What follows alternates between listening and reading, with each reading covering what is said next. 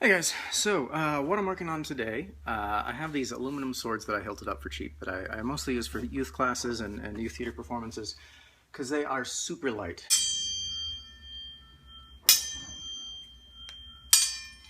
Um, these things are like less than a pound each.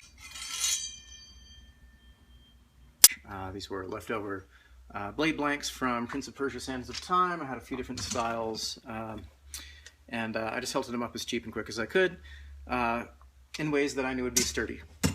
Because I needed some stuff for some youth classes I was teaching at the time in stage combat, and these fit the bill.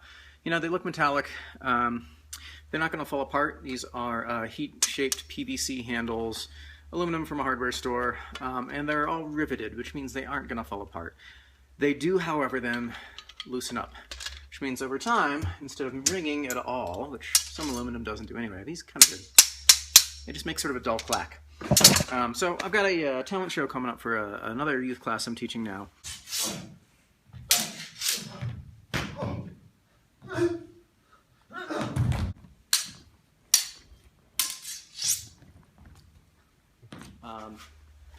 Plus a friend of mine, SAFD fight director Bob McDougall, wants to rent some of these for a camp he's doing, and I think they're doing some kind of showcase. He wants that ringing sound.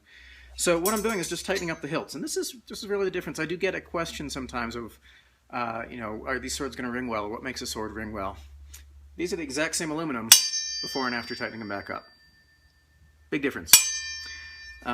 So again, these are not my best work. Please don't think that they are.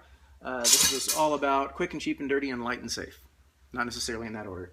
But what I'm using to tighten these up is I'm just finding those little bit of gaps in there, a little bit of gap in the hilt. I don't know if you guys can see it on the camera. I'm being lazy and using my forward-facing camera. You might be able to see a little bit of, a little bit of air right in there. And I'm just taking some string and wrapping up the tang underneath that to fill in the space, and then I can seal this with a little bit of epoxy. Sometimes I'll do that, sometimes I don't bother. And then I just, these are also just like hockey stick tape. Because, again, there are a couple of them where I've done a leather wrap because I can. And I've got leather, and it's certainly easy enough to do, but it does take time. And because I'm usually just using these for kids' classes that don't pay great, and it doesn't matter too much what they look like, I usually don't bother.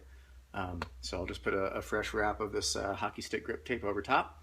That'll tighten them up, and the next thing you know, they're ringing well. At least, for another couple of gigs, then I'll go do it again.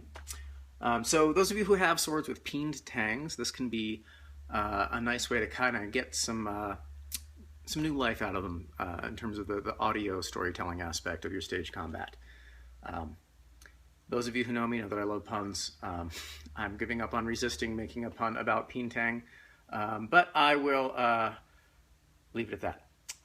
So this has been a brief little moment with fight designer Kevin Inoue on how to get rattling loose hilts on your swords to get a little ring back in them.